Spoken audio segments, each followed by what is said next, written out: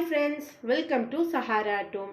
இன்றைக்கி நம்ம சேனலில் பார்க்க போகிறது என்னென்னா பலாப்பழ பாயசம் எப்படி சூப்பராக செய்யலாம்னு பார்க்கலாம்.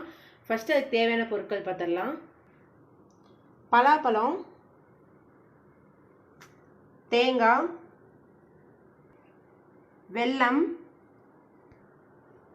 கொஞ்சம் பச்சரிசி எடுத்து ஊற வச்சிருக்கு, பாதாம், பிஸ்தா, முந்திரி, திராட்சை, கொஞ்சம் நெய், கொஞ்சம் ஏலக்காய் பொடி. இப்போ ஃபஸ்ட்டு பார்த்தீங்கன்னா பலாப்பழத்தை இந்த ஷேஃப்க்கு கட் பண்ணி வச்சுக்கணும். பெரிய பலாப்பழமாக இருக்கும், அதை சின்ன சின்னதாக கட் பண்ணி வச்சுக்கணும். இப்போ ஒரு பாத்திரத்தில் கொஞ்சம் தண்ணி வச்சுக்கலாம். அதில் இந்த பலாப்பழம் கட் பண்ணி வச்சுக்கிறத போட்டுக்கலாம். இப்போ பலாப்பழம் பார்த்தீங்கன்னா நல்லா வேகணும், வேகிற வரைக்கும் வெயிட் பண்ணலாம். இது கேரளா ரெசிபி, எங்கள் மாமியார் தான் செய்கிறாங்க. இப்போ இந்த தேங்காய் எடுத்து அரைச்சி தேங்காய் பால் எடுத்துக்கலாம். இப்போ பலாப்பழம் வந்துருச்சு. இப்போ வெல்லத்தை போட்டுடலாம்.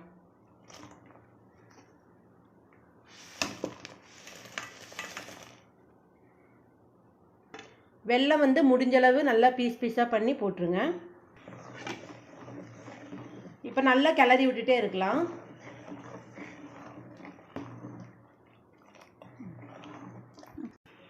இப்போ பலாப்பழம் வந்துருச்சு. இப்போ வெல்லத்தை போட்டுடலாம்.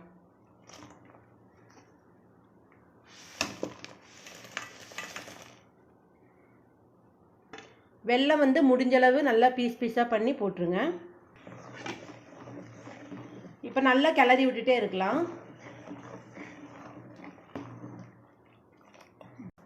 இப்போ அந்த தேங்காய் வரைச்சி தேங்காய் பால் எடுத்தாச்சு. அப்புறம் ஊற வச்ச பச்சரிசி எடுத்து பச்சரிசி கொஞ்சம் அரைச்சி வச்சாச்சு. பச்சரிசி கொஞ்சமாக எடுத்து ஒரு 10 நிமிஷம் ஊற வச்சு அப்புறம் அரைச்சி எடுத்துக்கணும். இப்போ இது ரெண்டும் மிக்ஸ் பண்ண போகிறோம். இப்போ தேங்காய் பாலையும் பச்சரிசி மாவும் மிக்ஸ் பண்ணிக்கிறோம். இப்போ பார்த்தீங்கன்னா பலாப்பழ சீசனால் பலாப்பழம் நமக்கு ஈஸியாக கிடைக்கும். பலாப்பழத்தில் நிறைய சத்து இருக்குது. பலாப்பழம் பார்த்திங்கன்னா நம்ம தமிழர்கள்லாம் நம்புகிற மா, பலா, வாழை அந்த முக்கணிகளில் ஒன்று தான் பலா. ஸோ அதை நம்ம அதிகமாக சாப்பிடும்போது நமக்கு நிறைய சுகர் பேஷண்ட்டும் சாப்பிட்டுக்கலாம். அப்புறம் ரத்த சோகை இருக்கிறவங்க அவங்கெல்லாம் சாப்பிட்டோம்னா எல்லாமே க்யூர் ஆகும். இப்போ இதை மிக்ஸ் பண்ணிக்கலாம். இப்போ அந்த வெல்லமும் நல்லா கரைஞ்சிருச்சு, பலாப்பழமும் நல்லா வெந்துருச்சு. இப்போ அந்த தேங்காய் பால் இதில் மிக்ஸ் பண்ணிக்கலாம்.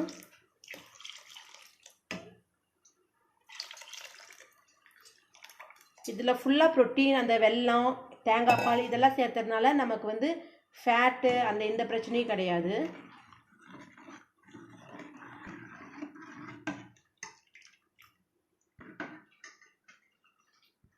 இப்போ இந்த தேங்காய் பால் இன்னும் கொஞ்சம் கொதிக்கட்டும். இப்போ மூடி வச்சிடலாம். இப்போ அந்த தேங்காய் பால் ஊற்றி நல்லா கொதிச்சிருச்சு. இப்போ கொஞ்சம் ஏலக்காய் பொடி போட்டுடலாம்.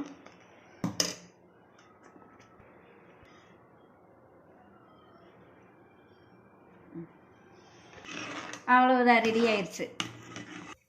இப்போ ஒரு பேன் வச்சுக்கலாம். அதில் நெய் ஊற்றிக்கலாம்.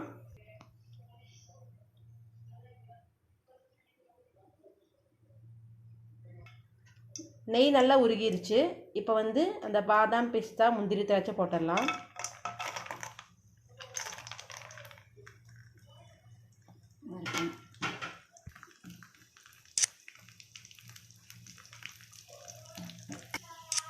இப்போ அந்த பாயசத்தில் போட்டுடலாம்.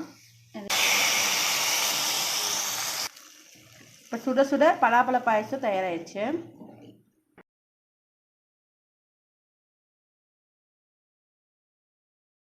இப்போ பலாப்பழ பாயசம் ரெடி ஆயிடுச்சு. மறக்காமல் நீங்களும் ட்ரை பண்ணி பாருங்கள். மறக்காமல் நம்ம சேனலை சப்ஸ்கிரைப் பண்ணுங்கள். கூடவே இருக்கிற பெல் ஐகானை ட்ரை பண்ணுங்கள். தேங்க்யூ. Bye bye.